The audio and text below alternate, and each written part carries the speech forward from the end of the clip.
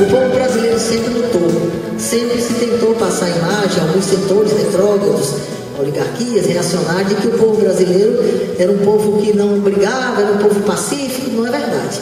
A luta pela escravidão foi 300 anos, tivemos revolta dos Búzios na Bahia, Balaéra no Maranhão, Revolução Praeira em Pernambuco, enfim, nós temos uma história muito rica de resistência. Sempre existiu no Brasil uma profunda luta de classes, que tem até hoje. A gente tem uma sociedade capitalista, uma sociedade estratificada, e isso faz parte, não fui eu que inventei. A conjuntura internacional do golpe também contribuiu para o golpe, porque tinha tido a Revolução Cubana, os Estados Unidos se articularam logo e, como sempre achou que a América Latina era seu celeiro, articulou vários golpes. Mas a resistência, juntamos todos nós, as mães, as mulheres, o Movimento Feminino pela Anistia, os CBAs, e conseguimos, com essa resistência, alcançar a vitória da anistia de 1979. A correlação de forças na época não permitiu que essa anistia fosse uma anistia, por exemplo, que não anistiasse os torturadores. E até hoje nós brigamos para conseguir julgar, e não é revanche, é justiça, julgar e condenar aqueles que foram capazes de tratar a democracia daquela forma. Estamos iniciando a terceira edição do Fórum do Pensamento Crítico, que tem o propósito de debater o tema autoritarismo e a democracia como mote para a reflexão dos caminhos percorridos pela sociedade brasileira na construção de sua própria história.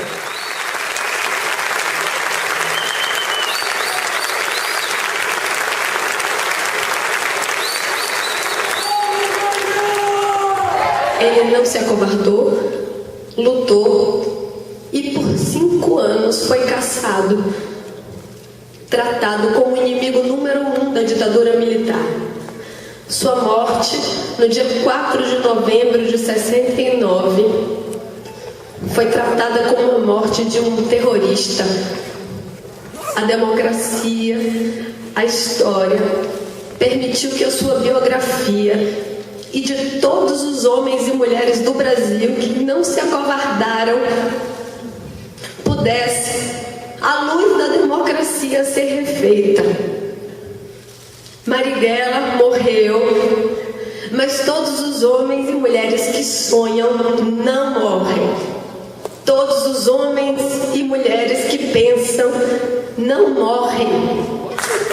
Marighella vive. Verás que um filho teu não foge à luta, nem teme quem te adora a própria morte, e é válido em todo o espaço do território nacional. Com seus soldados de chumbo, brincam como bem querem, uniformizam suas ações, sem querer saber. Para chamar de vazio cultural, decorre entre 13 de dezembro de 1968, no tal ano que não acabou, que é a data da edição do AI-5, até as eleições de 1974, que são um momento de virada, de inflexão, com a vitória do antigo MDB em 16 estados brasileiros. Ganhou para o Senado em 16 estados brasileiros, fez uma bancada no parlamento importante, abriu-se, portanto, um novo momento, uma nova frente de luta contra o regime militar em 74. Entre essas duas pontas, quer dizer, entre a edição do AI-5 e a vitória das oposições em 74, o que aconteceu do ponto de vista especificamente da cultura foi o binômio censura e repressão.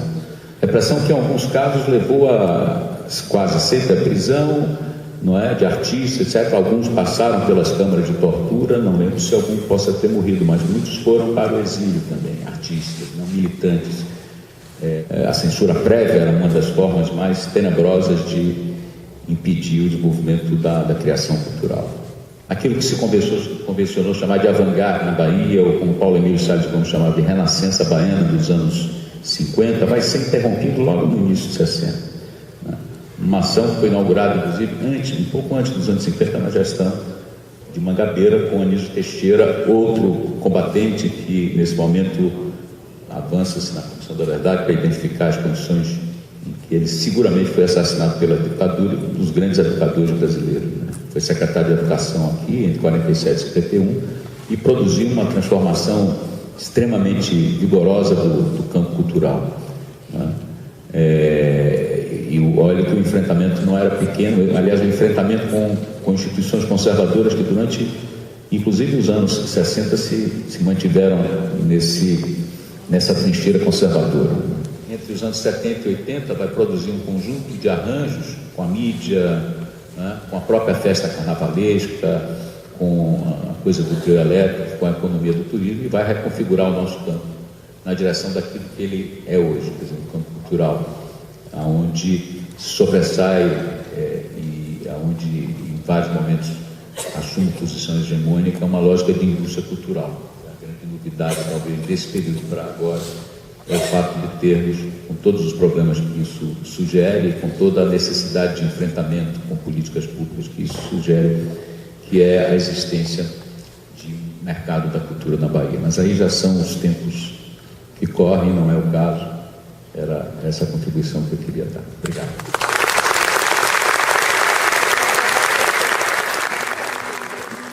Incompetente, fraco, mentiroso, inútil, incompetente, fraco, mentiroso, inútil. Será que ninguém vai fazer alguma coisa? Então, diante do tema proposto, que é quais são as heranças culturais e comunicacionais da ditadura civil e militar na Bahia, o que eu tenho são perguntas para mim mesmo e para todos nós. Quando se fala em cultura, para começar, eu tenho que primeiro definir o que é cultura para mim. E isso eu penso, quando eu penso nisso, eu penso na Bahia, nos seus quase 15 milhões de habitantes, nos seus 417 municípios, né?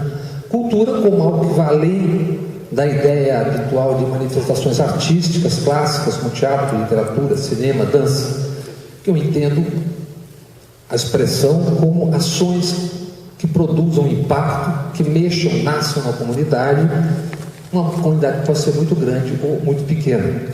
E a cidade, que então tinha 1 milhão de habitantes, hoje tem mais de 3, estava começando, ou tinha começado a se transformar, isso com a ruptura que é importante e eu acho que é decisiva nesse processo, de cumeadas e vales, que era o que caracterizava a cidade como era até então. Isso, a expressão maior disso foi a construção do centro administrativo. E dito isso, eu dou um salto para hoje. Ontem, quando eu chegava em Salvador, de novo, eu procurei e não encontrei. E pode parecer uma brincadeira, mas é uma pergunta que eu acho que é muito, para mim, tem muito significado. Onde estão as calçadas nos 14 quilômetros entre o shopping Salvador e o aeroporto? Eu procuro e não encontro. Então eu me pergunto como é que uma cidade, ou uma extensão daquela cidade, onde mora tanta gente, pode não ter calçadas clássicas por onde se pode caminhar mesmo. Eu imagino meu pai Henrique e minha mãe Beatriz, que já não estão aqui, eu não imagino eles caminhando pelo meio do gramado. E não imagino ninguém caminhando pelo meio do gramado. Então eu quando caminho, passo por ali, eu vejo automóvel e ônibus, eu vejo pouca gente caminhando por ali. Eu vejo isso em outras partes da cidade também, não apenas ali. E eu pergunto, qual é a cultura que foi interrompida, rompida, e qual é a cultura que está nascendo numa cidade que está perdendo ou que não tem calçadas? Essa é uma pergunta que eu me faço. Que ruptura houve na maneira de viver nessa cidade? O que aconteceu nas últimas décadas nessa cidade, e em particular nos últimos 10, 9, 8 anos? A meu ver, a expressão que eu uso é que essa cidade foi estuprada pela sanha imobiliária absolutamente inconsequente e tantas vezes ilegal. Todo mundo aqui sabe quem roubou.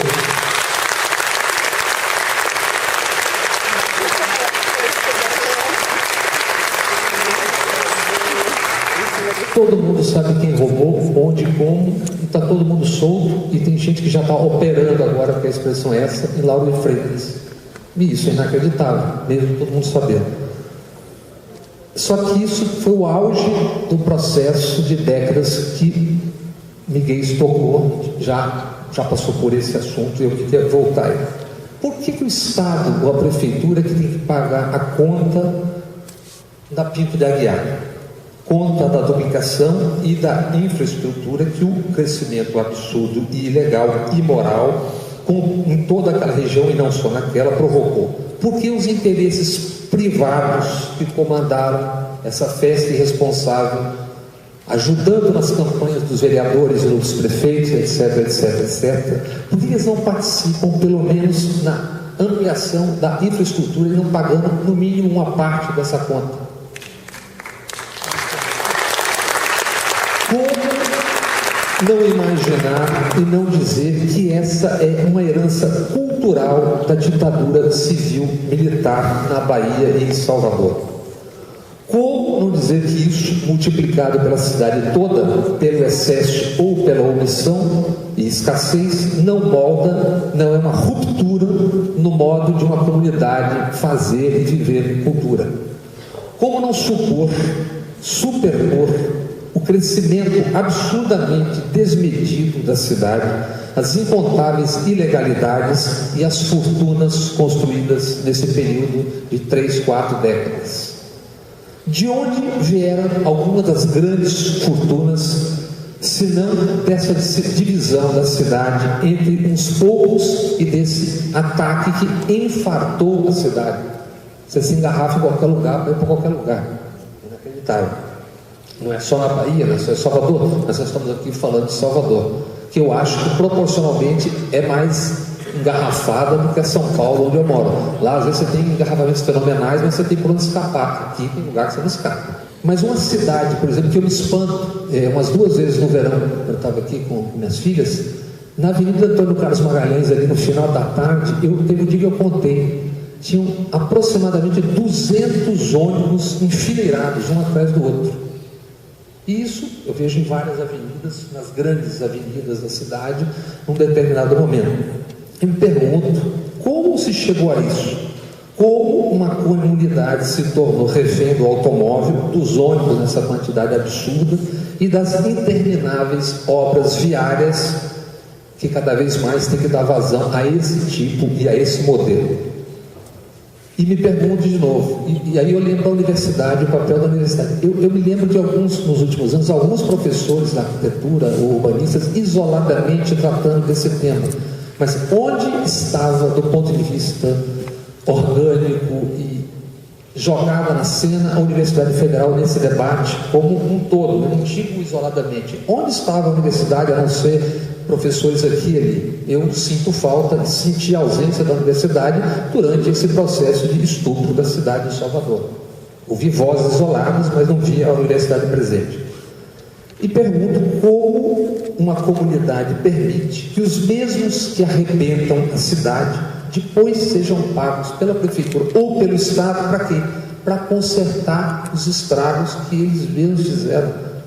Quem está ganhando dinheiro com boa parte das obras, o recapeamento, são quem? São os caras que arrebentaram tudo. Então eu acho isso simplesmente inacreditável.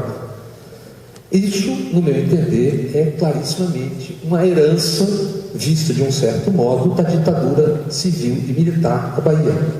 E pouca coisa para mim pode definir mais cultura do que o modo como uma comunidade vive e as suas pequenas e microcomunidades. Claro que Salvador é um território vastíssimo para ser pesquisado, das suas periferias, das condições de vida e tal, mas eu, talvez por ser jornalista e aquela coisa meio pentelha, o meu interesse se concentraria basicamente num pedaço de uma avenida, a Vitória. Na Vitória.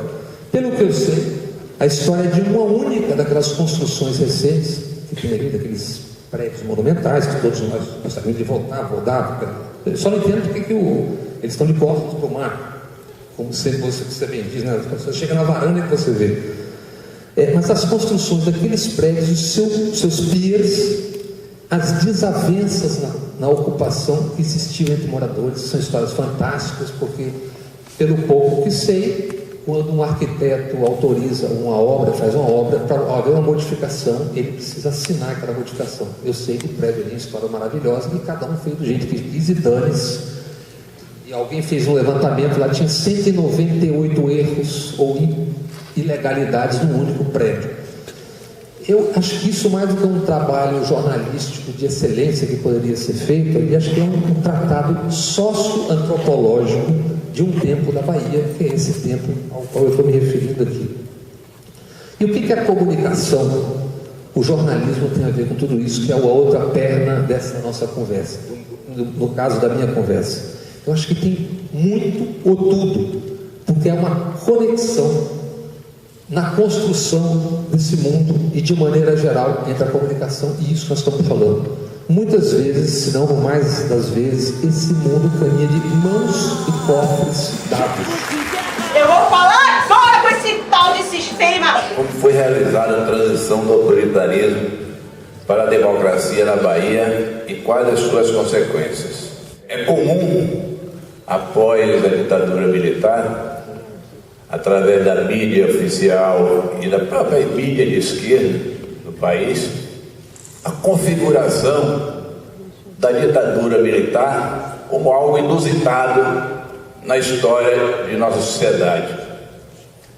E isso gera uma série de desvios, uma série de equívocos na interpretação dos fatos e que tem consequências sérias para o futuro da gestação política de nossa sociedade.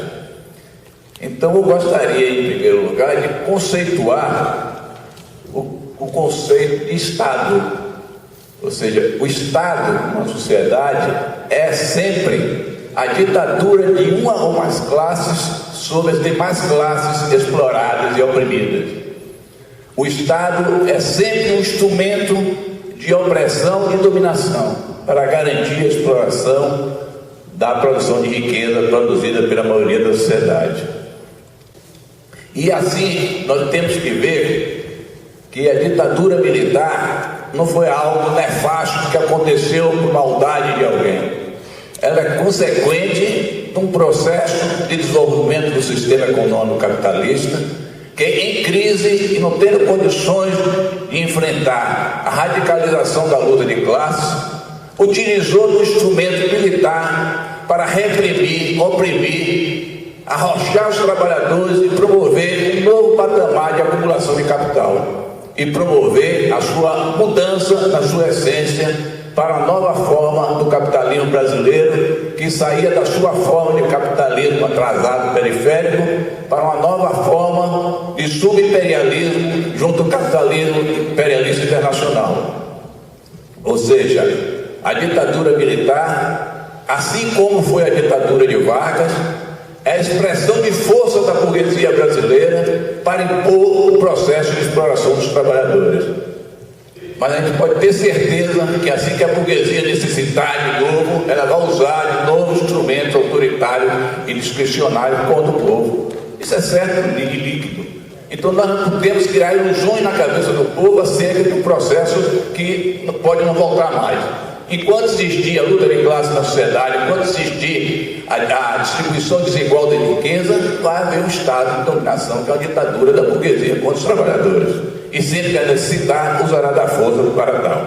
Então, esses processos de transição, quer seja da ditadura Vargas para a democracia liberal burguesa, quer seja da ditadura militar para a democracia liberal burguesa posterior, ele se dá de forma desigual. No sul-sudeste, as classes trabalhadoras são mais fortemente constituídas, têm maior poder de pressão e conseguem avançar mais nas suas conquistas. Nas partes periféricas, como no nosso caso, no nosso estado, as forças trabalhadoras ainda são precárias, são frágeis, e os exemplos que nós tivemos, tanto na ditadura de Vargas como na ditadura militar, para a transição do Estado Democrático Liberal, ele se dá de uma forma atrasada e prolongada. No nosso caso aqui da Bahia, eu perguntaria, será que foi feita a transição? Ou seja, esse fato da fragilidade das forças democráticas populares limita o processo de transição à democracia liberal burguesa e faz com que os valores autoritários, os valores de opressão, de repressão, continuem vivos e fortes. Tanto isso é verdade que até hoje não se modificou o currículo de formação das forças policiais e se acabou a polícia militar. Tanto isso é verdade que a repressão, a polícia política de repressão continua viva, intacta, não se moveu nada dela. E que nem Dilma, nem Lula, nenhum presidente tem autoridade nem força para dizer nada ao serviço de investigação das forças militares. E constantemente, como se não bastasse, constantemente eles provocam o poder constituído para mostrar que quem manda no país sou ele. Todo o avanço que nós tivemos, todas as conquistas que nós fizemos, por mais importantes que sejam, não pode obscurecer o estado de opressão, repressão que continua vivo em nossa sociedade. Porque eles serão utilizados novamente contra nós. Mas o sistema é assim, ele é cruel. As empresas mandam, a gente segue, a gente obedece e tudo fica na... Não fizemos uma transição plena porque a anistia acabou anistiando os criminosos. Não fizemos uma transição plena porque não conseguimos impor a eleição direta para presidente desde a primeira eleição. Foi negociada, né? E acabou sendo Tranqueiro e depois Sarney, ambos oriundos das hostes da própria ditadura. Foi preciso, depois do fim da ditadura, mais 15 anos pelo menos, né, para que se pudesse ter uma eleição que elegesse de fato alguém que veio da luta do período anterior. Então, nesse sentido, essa transição não se completou. Não se completou essa transição porque no Brasil o sistema repressivo não foi desmontado. O sistema repressivo se mantém com características muito próximas do período anterior. E me assusta muito às vezes, né, quando eu vejo se apelando para o Exército para controlar bairros pobres, né, que é chamado de comunidade, porque curiosamente só se chama de comunidade favela, né? Os outros bairros são bairros e a favela é comunidade. E apenas a comunidade, que comunidade sociologicamente, ela remete a um local de solidariedade, de apoio, de interação. E, no entanto, no Brasil, comunidade é que é reprimida, né, pela polícia, pelo BOP e pelo Exército. Então, nesse sentido, quando a gente ainda precisa, né, os governantes ainda chamam para pacificar, o nome que eles usam, né, pacificar territórios, né, ainda tem toda uma discussão geopolítica de guerra. Precisa buscar o Exército, a Força Nacional. Então me parece que não houve transição. Não houve transição porque a gente ainda tem várias polícias, né? Tem polícia militar, polícia civil e ainda inventaram polícia municipal. Ou seja, estamos bastante policiados, além da própria Polícia Federal, né, que manteve a sua estrutura direitinho e que às vezes ela consegue até agir sobre o próprio governo, né? Ou seja, consegue ser mais forte do que o próprio governo. Nesse sentido, a gente se pergunta, essas forças repressivas de fato estão sob controle, seja do governo, seja da sociedade civil? As forças repressivas ainda guardam tanta unidade a ponto dos governos indicarem ministros que são contra ações democráticas, a ponto do Exército esconder informação, Exército, Marinha, Aeronáutica, esconder informações que são fundamentais para compreender o período histórico recente. Então, enquanto se mantiver esse aparato tão bem construído e organizado, nós estaremos sob ameaça. Ou seja, a ameaça não desaparece na medida em que a sociedade civil não consegue controlar o seu próprio aparato militar. Essas forças saíram formalmente do poder, mas elas não estão completamente fora do poder, porque o governo atual faz acordos com uma série de personagens que há 15, 20 anos atrás a gente ficaria envergonhado até de encontrar na rua. E, no entanto, eles hoje fazem parte da própria construção do equilíbrio de poder. Ou seja, para chegar ao poder é preciso um equilíbrio com os conservadores. É preciso, em nível nacional isso é claríssimo, né? Basta a gente ver a composição do Senado, a composição da Câmara e ver os principais apoiadores do governo, apoiadores que fazem cobranças gigantescas, como estão fazendo nesse momento. Mas aqui na Bahia também, aqui na Bahia há uma costura de equilíbrio onde aquela perspectiva de autonomia, de independência, de de que não cabia a perspectiva de simplesmente chegar ao Estado e manter dentro da administração da ordem burguesa, mas no mínimo seria para tensionar, para avançar, para tentar fazer com que os trabalhadores pudessem tomar nas mãos mais adiante a sua própria história. Isso não acontece. Nós temos efetivamente domado os trabalhadores nessa nova construção que nós temos no país e também no Estado. Paulo Fábio, né, que é o estudioso do carlismo, certamente ele diria que o carlismo não foi embora, né, porque apesar da figura máter ter ido embora, tem os pequenininhos, né, que tentam manter de qualquer forma a herança, e tentam manter a herança em tudo quanto é canto, seja aproximando-se da direita, seja aproximando-se da esquerda, na perspectiva de que eles são muito eficientes, né? Porque eles atuaram num período que tinha bastante dinheiro, a eficiência era essa. Então, esse elemento continua, e por isso eu concordo plenamente que nós não completamos mesmo a transição de um Estado burguês ditatorial para um Estado burguês democrático. Nem essa transição nós completamos, ainda que eu daria a mão até o diabo para impedir que volte um Estado ditatorial militar, mas mesmo isso não me impede de verificar que nós não completamos, que essas coisas pairam sobre nós, que o autoritarismo continua tanto na sociedade como no Estado. O Estado continua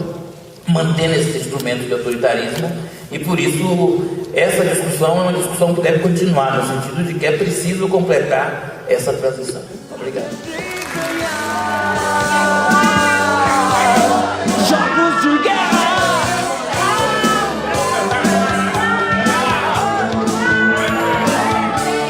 Jogos de guerra.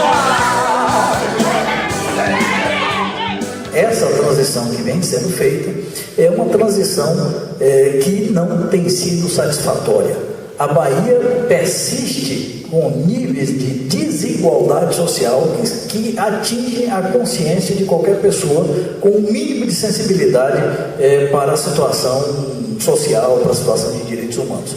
Qualquer estrangeiro que visite a nossa terra sai com a dupla sensação: absolutamente embasbacado com a beleza natural, com a carga histórica e cultural dessa terra, e absolutamente chocado com as desigualdades sociais que não podem ser escondidas. Não há como você circular em Salvador sem mostrar as duas faces da mesma cidade. Eu só quero salvar a terra! Salvar a terra? Mas que desejo mais bicho. Mas até para salvar a terra você precisa ser alguém. Desculpe a franqueza, meu caro, mas desse jeito ninguém vai te dar valor. Vale mais quem compra mais. Vale mais quem compra mais. Só aqui na Bahia são 5 retransmissoras da Globo, que todos sabem a quem pertence. E isso é uma estrutura herdada do regime militar, isso é uma estrutura de poder. Ou alguém acha e acredita, eu tendo a acreditar que aqui nesse salão ninguém acredita na imparcialidade das redes de comunicação. Todas elas têm donos, todas elas têm conselhos editoriais, todas elas fazem opção cotidianamente, políticas, fazem opções sociais, têm lado e têm opinião. Elas são herança de uma estrutura escravocrata que ainda está presente em boa parte ou em algumas cabeças baianas e brasileiras. Grande feirão da ilusão. Adquira aqui, não Macoá, o seu troféu da vaidade, a sua chance de virar celebridade. A vida foi tão complicada e tão carregada de altos e baixos, de vitórias bonitas e de dificuldades muito grandes, que eu cultivei dentro de mim uma linha de acreditar na humanidade, de acreditar que é possível nós transformarmos a humanidade nossa, na Bahia, no Brasil, a humanidade no mundo.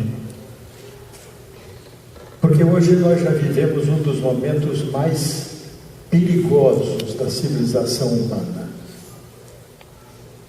Ao longo dos anos todos, ao longo dos centenários, ao longo dos milhares de anos, a humanidade viveu sob processos políticos violentos. A única forma de governar era, desde o início, digamos assim, se a gente pensa na história escrita da humanidade, você pode dizer que há 6.000 anos, todos os processos políticos foram processos de segregação e de violência. Isso durou muitos séculos. De repente, num determinado instante, uma grande figura humana, mas somente 2.000 anos antes de Cristo, na Grécia Antiga, o velho Péricles, um grande estadista grego de Atenas, ele concebe a democracia e pratica e cria em Atenas a democracia, para dizer que é o governo da maioria do povo. Demorou pouco tempo, demorou a vida do Péricles. Em seguida, esse conceito da democracia foi deixado de lado, foi esquecido. Vocês conhecem bem isso, porque quem leu História Universal sabe isso. Vem os anos todos do passado, da antiguidade toda, e tudo era um sistema de violência, de radicalismo, de opressão, de pobreza, de escravatura, de dependência completa, desde sempre. Depois de Cristo, depois do Império Romano, depois da queda de Constantinopla, você entra num período de Idade Média, levou 1000 anos, não mudou nada. Os trabalhadores eram escravos, ou os trabalhadores eram servos da gleba. A nobreza existente, ela não trabalhava, porque era indigno trabalhar. Essa é a história da humanidade. Caminhou um pouco mais, se aproximando do nosso tempo, e você entra aí no Renascimento, você entra nos debates da Revolução Francesa, da Revolução Inglesa, e você vê começar a crescer uma coisa que se chama democracia. E nessa chegada da democracia, um homem extraordinário, uma das grandes figuras singulares do seu tempo, o presidente Lincoln, é convidado num determinado instante a dizer o que é a democracia. E ele então diz, numa frasezinha muito curta, uma verdade. A democracia é o governo do povo, pelo povo e para o povo. Quando não é isso, não é democracia. De modo que nós,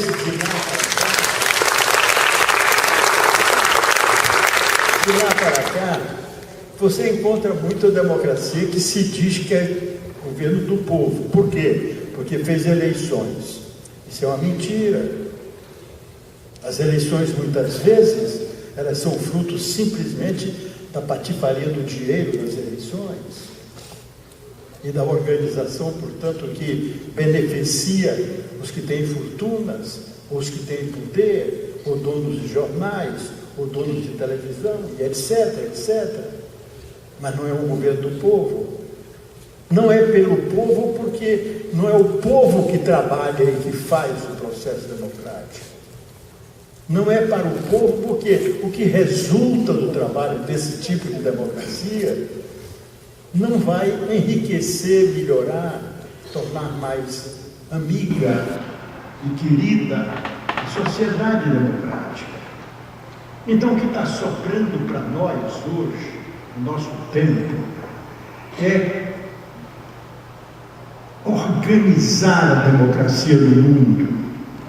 E nós temos o dever de conseguir organizar a democracia no Brasil. De que forma? Na luta organizatória de nós todos, na participação, nos debates. Nós tivemos com a ditadura um recuo gigantesco. O golpe de Estado no Brasil foi feito por um ato de força, de malandragem, de desonestidade do presidente do Senado da República, presidente do Congresso Nacional, que mentiu à nação. Porque quando o presidente saiu daqui, de Brasília, quando João Goulart saiu daqui para ir para Porto Alegre, na tarde do dia 1º de abril, ele tinha recebido um telegrama do general comandante do 3º Exército, dizendo: presidente, venha para cá, eu não estou de acordo com a posição dos meus colegas, eu não apoio o golpe de Estado, eu quero a manutenção do respeito à dignidade da soberania popular brasileira. Nós é que vamos construir a democracia.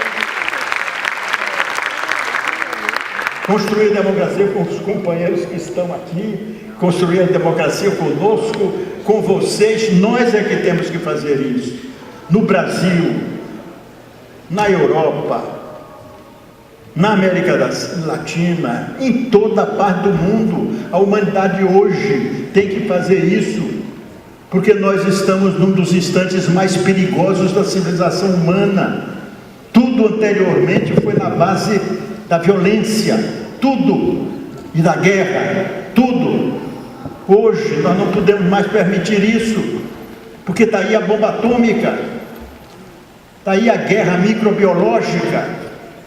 Hoje, se nós não fizermos isso, nós vamos ter o mundo podendo ser destruído, se for para guerras e se for para soluções dessa natureza.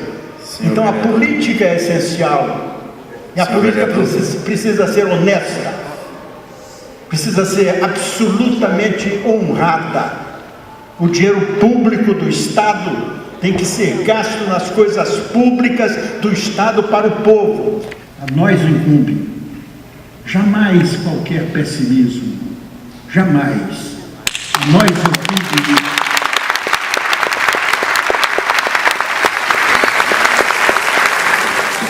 Como é que você quer ser amado? Como é que você quer ser visto? Você precisa produzir mais, trabalhar mais, se encarregar mais, pensar grande. Pare de ir no SBS, no shopping embaixo do sapateiro, vai em outro shopping. O espírito do modo de produção socialista ou do comunismo científico, como sonhava os clássicos, é apenas um rótulo nessa busca incessante da história da civilização de construirmos sociedades mais justas e igualitárias. Bem, vindo à situação atual do Brasil, quais são os limites que estão postos para nós construirmos de fato uma democracia, não no sentido de direito a votar, que isso é muito pouco, mas no sentido de garantir a todos os cidadãos que participam dessa sociedade as mesmas oportunidades, nem sequer de direito, porque direito escreve na lei e não serve para nada.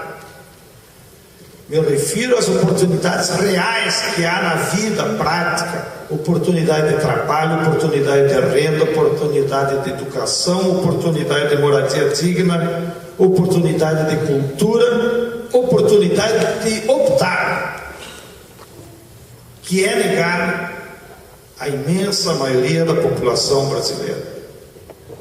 Porque a burguesia e a classe dominante se utiliza de uma prerrogativa, um direito que só eles têm, e ao concentrar o controle da terra, do território, da água, das florestas, eles impõem a sua vontade política e extraem esse lucro extraordinário que vai aumentando a riqueza dos bens da natureza só para alguns. E no Brasil ainda nós temos uma situação em que apenas 1% dos grandes proprietários controlam 50% de todas as terras agricultáveis do Brasil. E quando persistir essa situação, não é possível termos democracia. O segundo limite é a concentração econômica, representada naquilo que a gente tinha como conceito o controle dos meios de produção. No Brasil nós temos pouco mais de 500 empresas que controlam mais de 50% do PIB, embora há mais de 3 milhões de pequenas e médias empresas. Nós temos 50 empresas, sendo que a primeira é a Petrobras, que sozinhas controlam 80% de todas as exportações. Nós temos 5% da população brasileira, são os mais ricos, segundo o Atlas Social do Márcio Postman, que controlam mais de 60% da riqueza acumulada nesses 500 anos. E o outro lado dessa moeda é que nós temos uma classe trabalhadora que produz essa riqueza ainda aplastada. Por mais que nos últimos anos nós tenhamos aumentado o nível de emprego, mas às vezes a gente se esquece, 50% da população economicamente ativa não tem carteira assinada, está fora dos direitos previdenciários e sociais, não tem direito a férias, não tem direito a fundo de garantia. 50% da classe trabalhadora.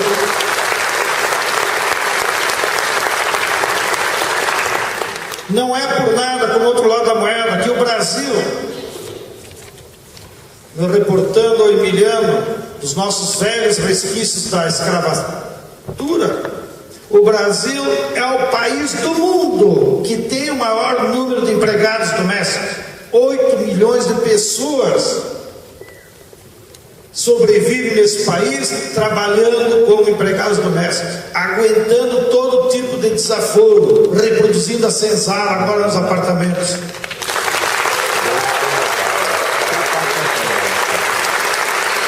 E o governo mais democrático aprovou a lei de dar o direito à carteira assinada, e 60% das patroas não querem assinar, e ninguém as obriga, de forma automática, porque quando o direito é a favor do pobre, não há lei que entre em prática nesse país, justamente por esse poder político que as elites têm, independente da sua representação nos governos.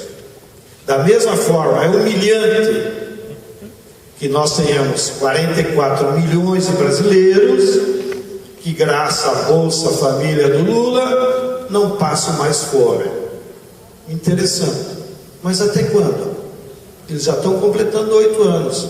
E é justo que uma pessoa só não passe fome porque o governo todo mês lhe dá uma Bolsa Família? Isso não é digno. As pessoas querem trabalho e renda.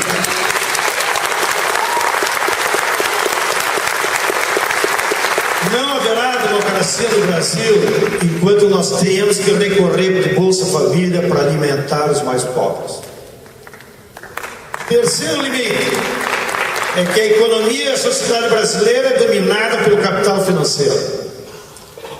Não há mais ditadura dos militares, agora é a ditadura dos bancos, do capital financeiro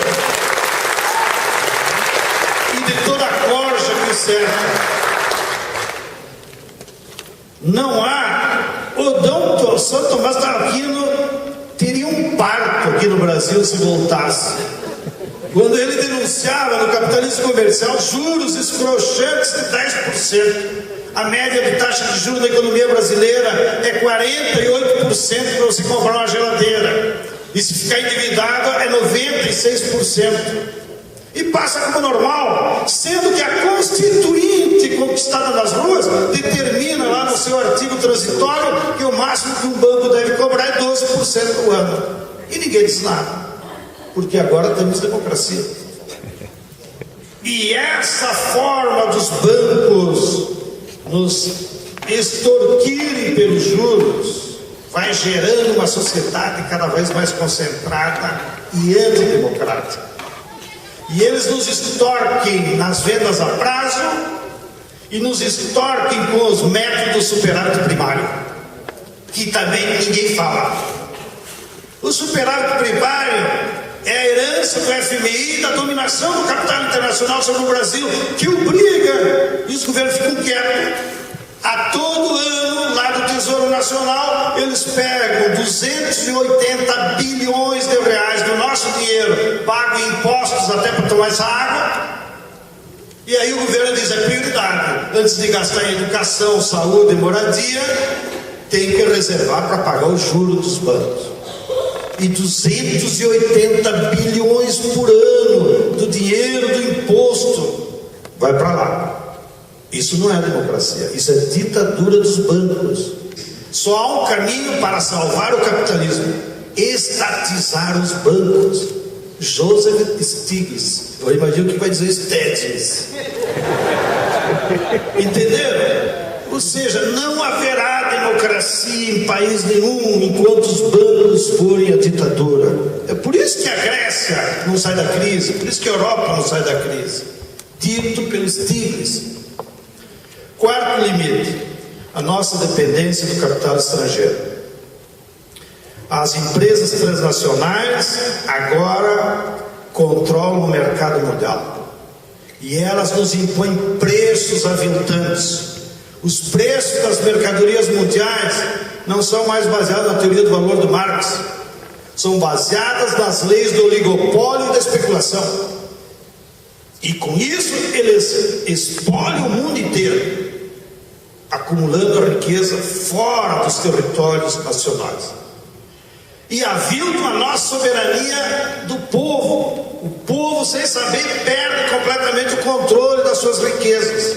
Se o governo tivesse pego, o governo estadual, 1,8 bilhão, que aplicou na reforma do Maracanã para 6 jogos, daria para reformar os trens da Central e garantir tarifa zero para toda a população do Rio de Janeiro. E aí vem dizer que não tem dinheiro, que é impossível ter tarifa zero. Transporte gratuito nesse país, não há nada mais democrático, é o direito de você ir trabalhar e não chegar morto, como a população está chegando agora. Nesse país só pobre paga imposto, rico não paga, deposita na Suíça. Todo mundo sabe que a maior parte do imposto vem dos impostos diretos sobre o consumo, que até um mendigo, quando pega e compra um pãozinho, vai pagar 17%. Agora, lá no imposto de renda, que é sobre a renda, eles esquecem. Ou confundem renda com salário, e daí cobram o imposto de renda dos pobres, dos professores. Tá? Antes de entrar aqui, que até me atrasei, uma televisão ia entrevistar, me perguntou: o senhor acha que tem alguma chance dos militares voltarem a dar um golpe no Brasil, porque houve tentativas da marcha? Eu disse: no Brasil não precisa ditadura militar, porque nós temos a ditadura da Globo.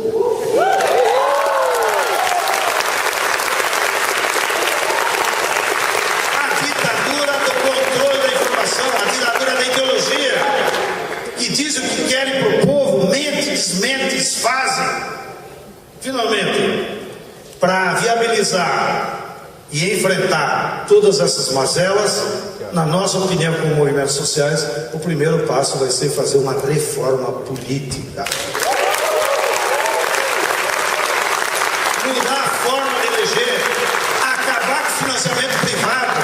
Todos os governantes e parlamentares desse país são reféns das empresas. O capital sequestrou a representação eleitoral nesse país. E o marqueteiro virou iluminado, que sabe tudo. O marqueteiro é o enganador. Deveriam vocês criar aí o prêmio, o enganador do ano, e todo ano dá para algum marqueteiro. Que política é a disputa de programas para a sociedade, e não venda de sorrisal ou de bombril, como transformar as campanhas no Brasil. E ainda cobram. Ainda tem coragem de cobrar, cada vez mais caro, para transformar a política no Brasil como um bombril. qual é o mais engraçadinho. Então a reforma política é a porta das mudanças que nós precisamos para ir rompendo com esses entraves e transformar a sociedade brasileira extremamente desigual e antidemocrática. Muito obrigado. Os bestas, os idiotas, eles não entendem que eu preciso produzir mais para que todos consumam mais e mais. Isso é uma pessoa. Ou seja, participativa. E cidadania ativa e participativa pede perguntar: que democracia? Democracia para quem? E com que rumos? Claro que muito nós caminhamos e não poderíamos estar aqui hoje criticando a democracia que estamos se não tivéssemos caminhado e se não houvesse tido esse grande processo de democratização. Mas temos que tomar cuidado para não colaborar com violências institucionalizadas e legitimada por um Estado hoje que é um Estado chano, um Estado de várias faces. Um Estado que é democrático, que tem uma face democrática, mas que tem uma face de Estado policial, uma face que finge não ver a outra, sem ruptura, sem punições dos torturados e seus mandantes, sem as reformas de bases, em especial, como bem se fundamentou aqui, a reforma política, a dos meios de comunicação, a agrária e a tributária, sem debates sobre o caráter policial do Estado e a desmilitarização da polícia, vamos vivendo a fantasia da cordialidade entre classes, raças e subordinações de gênero, e azeitando desencantos de jovens em relação ao Estado e ao estado da política, ou em busca de outras formas de fazer política. Enquanto os Amarildos e as Cláudias foram as outras, a fantasia se sustenta.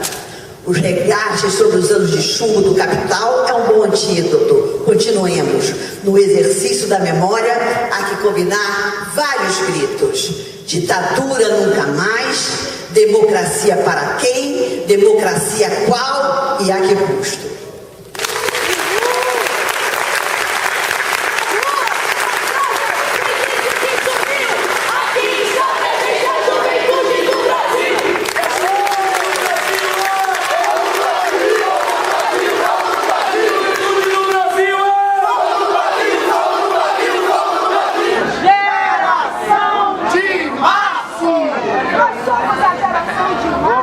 Trazemos vidas no espaço e fechaduras solitárias nos olhos. Nós somos a geração de agora. Não sabemos o dia que estamos a mercê da nossa memória. Nós somos a geração híbrida de laboratório. Vivemos nos corredores, entre horários afiados e o descanso das sepulturas. Nós somos a geração estúpida. Ficamos sempre em dívida com a nossa dúvida e não contestamos. Brigamos nas mesas dos bares, as boas notas tiradas nas aulas de covardia. Nós somos uma geração sem voz, sem olhos, sem história. Somos cordeiros dopados, somos consenso do medo, somos o corte do grito, somos o som do arbítrio, somos o quadro negro do não. Nós somos a cria da censura, funcionários da tortura, frutos do absurdo que são todas as ditaduras.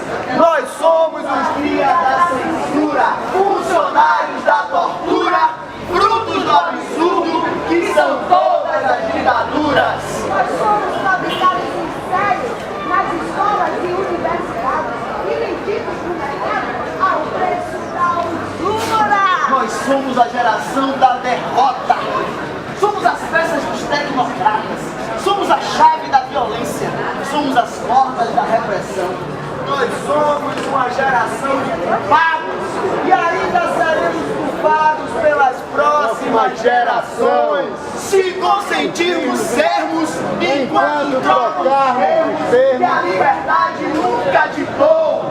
Se consentirmos estarmos do lado do povo babagir, naturalmente, como povo babagir. Somos culpados em máxima culpa, porque maximizamos as desculpas e minimizamos o fazer.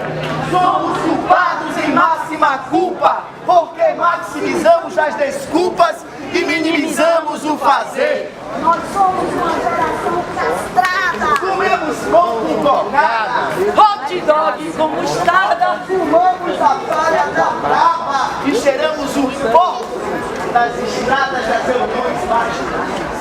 Nós somos a raiz do mal, o radical doente. Mas, apesar de nós essa loucura, somos de repente a cura, a cura, a cura. Viva Geraldo Maia!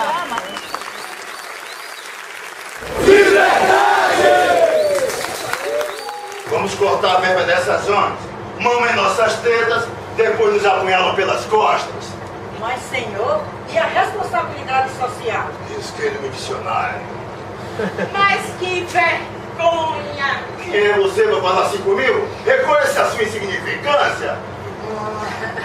Você é ninguém, porque não consome nenhum item.